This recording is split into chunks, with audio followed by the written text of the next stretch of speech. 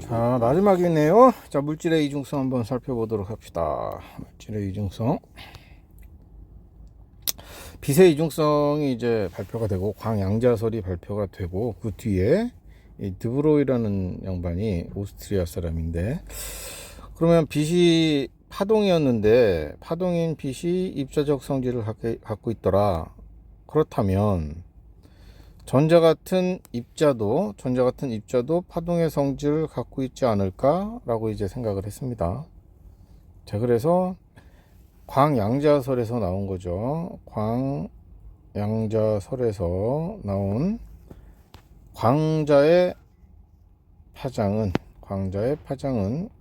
광자의 운동량 분의 플랑크 상수, 요렇게 광양자설에서 나온 식이 있는데, 요걸 갖다가 그대로 차용을 합니다. 광양자설에서 나온 요 파장을 그대로 차용을 해서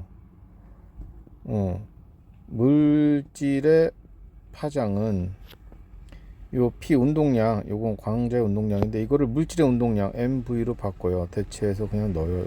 이렇게. 야, 물질의 파장은 물질의 운동량 분의 플랑크 상수, 이거 성립해야 되는 거 아니냐, 이렇게 얘기를 한다 이거죠. 그래서 질량이 보통 일반적으로 크잖아. 물질은 질량이 크니까 파장이 어마어마하게 짧아서 평상시에는 입자성만 나타난다 이거지. 입자성만. 저 질량이 엄청 작으면, 뭐 전자처럼 이렇게 작으면, 그때는 이 파장이 커지니까, 요 파장이 커져야 우리가 알고 있는 파동에 가까운 그러한 파장대가 나올 테니까 파동성이 드러난다, 이렇게 설명을 했단 말이에요. 질량에 따라서 이게 달라질 거다 라고 주장을 합니다. 요거를 드브로이의 물질파 또는 드브로이파라고 얘기를 합니다. 자, 두 번째의 드브로이의 물질파 파장에 대한 얘기죠. 물질파의 파장은, 요 람다는 물질입니다. 물질의 파장입니다. 자, 물질의 파장은 질량 곱하기 속력분의 플랑크 상수. 이거 기본적으로 당연히 암기하셔야 되겠죠. 근데 이제 저거 대신에 V 값을 알기가 어렵잖아요. 전자같이 질량은 작지만 질량은 작은 놈, 전자의 질량은 알 수 있는데 V 속력 알기가 어려워요. 그래서 이렇게 바꿔서 많이 얘기를 합니다. 여기 나와 있는 것처럼. 첫 번째 요거네요. 전자가 하는 일의 양은 전하량 곱하기 전압. 요거 먼저 해줘야 되겠다. 전자들이 하는 일이 곧 전기 에너지예요. 전기 에너지는 V 곱하기 I 곱하기 T예요. 근데 중학교 때 배우기로 전하량 Q는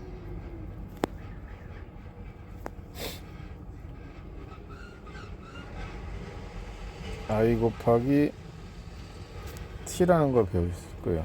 중학교 때 나올 거예요 아마. 전하량 Q는 I 곱하기 T. 그러면 이 식은 V 곱하기 Q로 이렇게 바꿔서 표현되거든요.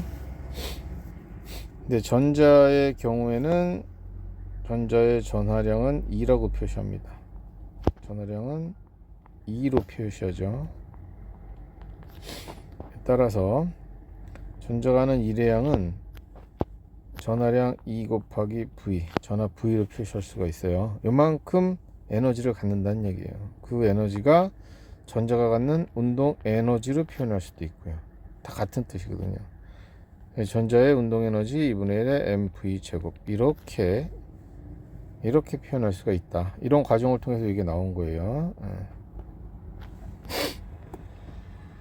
그러면 여기에서 숫자 2를 갖다 이항시키면 어떻게 됩니까? 2 곱하기 2v는 mv의 제곱인데요.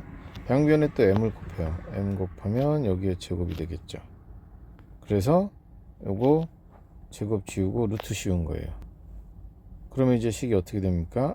물질파의 파장은 루트 2m의 2의 전압 V 분의 플랑크 상수 h가 되죠. 여기 나와 있는 이 식이 되죠. 이 식을 이렇게 바꿔버리면 이거 다 알고 있어요. 전자의 질량 알고 있죠. 기 알고 있죠. 전자의 전하량도 이미 알고 있죠. 다 알고 있어요. 그럼 요거 뭐예요? 전압만 측정하면 되는 거예요. 측정할 것도 없죠. 전자총으로 전자 쏠 때 전압이 뭐 2만 볼트다, 1만 볼트다 이렇게 우리가 설정하잖아요. 전압만 설정해주는 요 값을 집어 넣으면 계산이 된다고요. 물질파의 파장이. 자, 그래서 요렇게 식을 바꿔버리면 전압만 알면은 물질파의 파장을 구할 수 있으니까 이렇게 꼭 암기해 두시고요. 뭐 운동 에너지로 물어보는 뭐 문제도 있긴 또 있더라고요. 람다는 어디 갔어? 이 MV를 운동 에너지로 또 표현하는 양반도 있더라고요. 문제. 운동 에너지는 2분의 1의 MV 제곱을 가지고 해서 이거 이 숫자에 넘기고 M 양변에 곱하고, 그죠? 이거 루트 씌워가지고 이렇게 람다는 루트 2m의 운동 에너지 분의 플랑크 상수. 이렇게 운동 에너지가 2배가 되면 파장은 어떻게 되니? 뭐 이런 거 선택제 나오거든요. 운동 에너지 2배가 되면 루트 2분의 1배가 되네요. 그쵸? 2분의 1배가 아니고 이게 4배가 돼야, 운동 에너지가 4배가 돼야 람다는 2분의 1배가 되겠네. 뭐 이런 것들 물어보더라고요. 그래서 물질파의 파장이 mv분의 h인데 mv분의 h가 이렇게도 표현될 수 있다는 거, 그 다음에 운동 에너지식으로 표현도 될 수 있다는 거, 두 개 다 정리해서 잘 뭐 암기하시던지 그때 필요하면 유도를 하시던지 해서 풀 수 있게끔 하시기 바랍니다. 자, 이렇게 이론적으로 전개를 했는데요. 그 뒤에 이제 나중에 실험적으로 확인이 된 거죠. 입자의 파동성이 두 가지, 일단 여러분 책에 나오는 한 3가지 정도 나오는 것 같은데요. 첫 번째가 데이비슨 거모의 실험. 그냥 사람 이름 정도 알아두시면 돼요. 거모의 실험, 미카엘에다가 전자총을 쐈다. 전자가 튕겨져 나오는데 희한하게 특정한 각도에서 엄청나게 많은 전자가 튀어나오더라.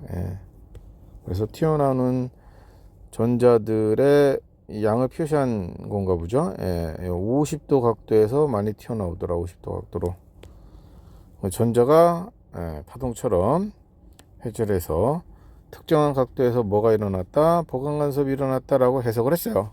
일단 해석을 이렇게 했습니다. 자, 근데 아리까리해요. 꼭 그게 그런 건가? 그런데 톰슨 아저씨가요, 회절 실험을 또 딱 선보이잖아요.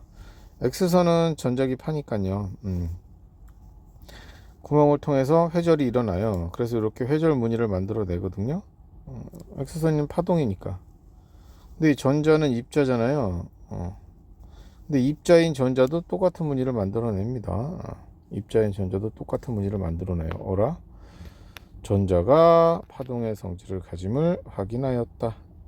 그래서 데이비슨 거머 실험, 보강간섭, 이 실험 나오면 보강간섭, 다음 톰슨의 전자선 회절 실험, 회절을 나타내주는 실험, 뭐 이런 정도 그냥 봐두시면 돼요.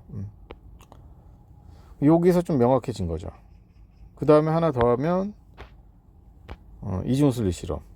우리가 빛을 이용해서 이중슬릿에 통과시키면 이렇게 밝고 어두운 간섭 무늬가 보인다고 했잖아요.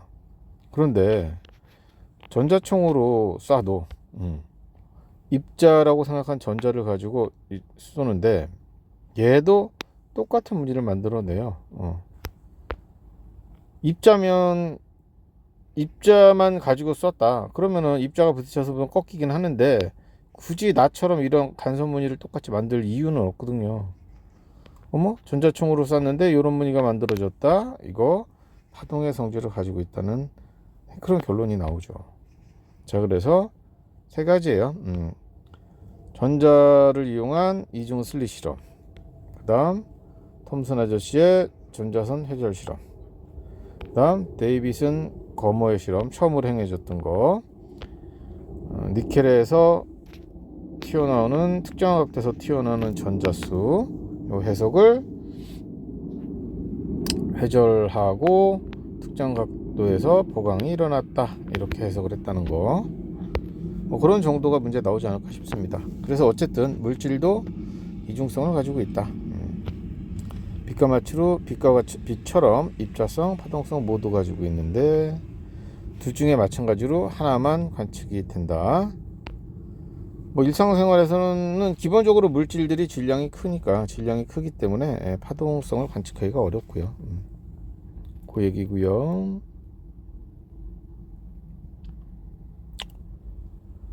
그 다음에 볼 게 뭐가 있나, 그 정도 보시면 되고, 그 다음에 이 전자의 파동성을 이용해서 전자 현미경을 만들어 가지고 우리가 또 사용하고 있죠.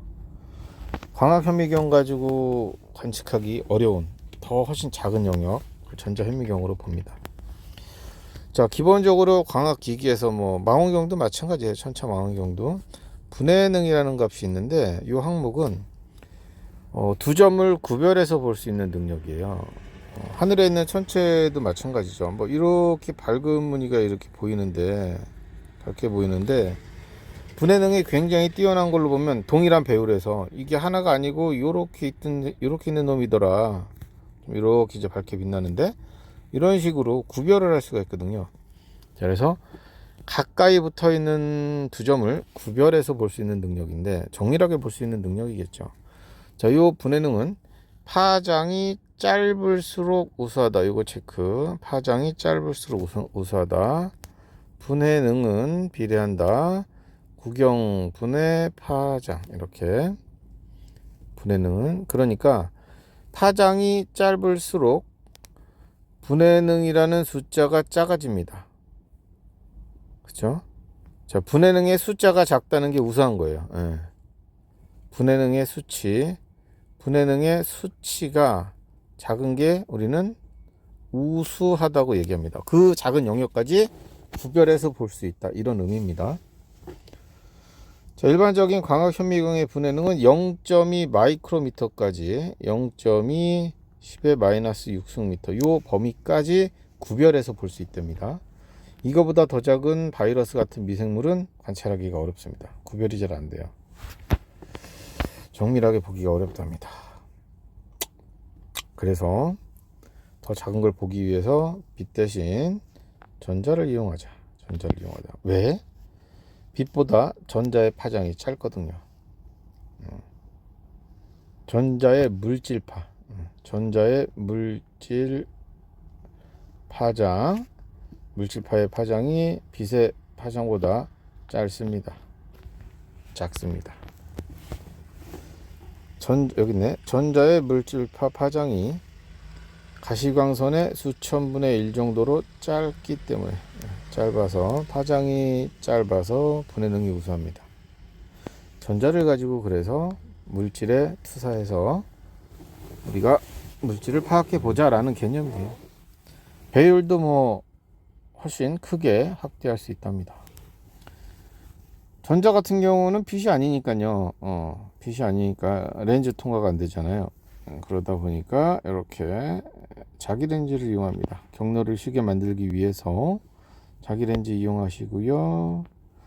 이렇게 해서 만들어진 전자현미경은 두 종류가 있다. SEM이 있고 TEM이 있다. 전자현미경 한 문제 나오니까 외우셔야 돼요. SEM의 S, 스캐닝이죠. 스캐닝. 그 다음에 투가 트랜스포인가요? 투가의 T, 그 다음에 스캐닝의 S에서 주사 전자현미경, 투가 전자현미경. 주사 전자현미경은 반사를 이용하는 거예요. 반사. 튀어나오는 전자를 이용하는 거예요. 통과되는 게 아니고. 그래서 시료가 밑에 있고요. 전자가 와서 부딪히고 튕겨 나가잖아요. 그거 모아가지고 영상화 시키는 거예요. 그럼 이제 시료를 갖다가 전자를 잘, 그러니까 얘는 이제 뭘 보냐면은 시료의 모습을 보는 거죠. 3차원적인 구조를 관측합니다. 겉모양을 보는 거예요. 자, 그래서 분해능은 투과 전자 현미경보다는 조금 떨어지긴 하지만 입체 영상 확보할 수 있고요. 그 다음 시료 표면에 전자를 쪼임으로 표면을 얇게 코팅한답니다. 코팅해서 저 관측을 한답니다. 당연히 죽은 시료를 관측하는 거고요. 그 다음에 투과 전자 현미경 같은 경우는 통과시키는 거예요. 시료가 여기 있죠. 통과시킵니다. 통과. 아래쪽에서 받아가지고 영상화 시킨단 말이에요. 그러니까 얘는요, 일단 분해능은 좋은 편이긴 한데 입체 구조가 아니고 내부 구조, 그 내부 구조 관측할 때 씁니다. 그 내부를 통과해야 되잖아요. 통과하는 동안에 속력이 느려지면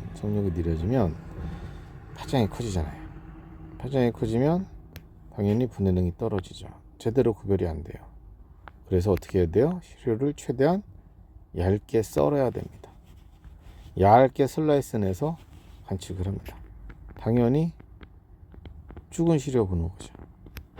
그리고 이 두 전자 현미경들은 기본적으로 무슨 영상이다?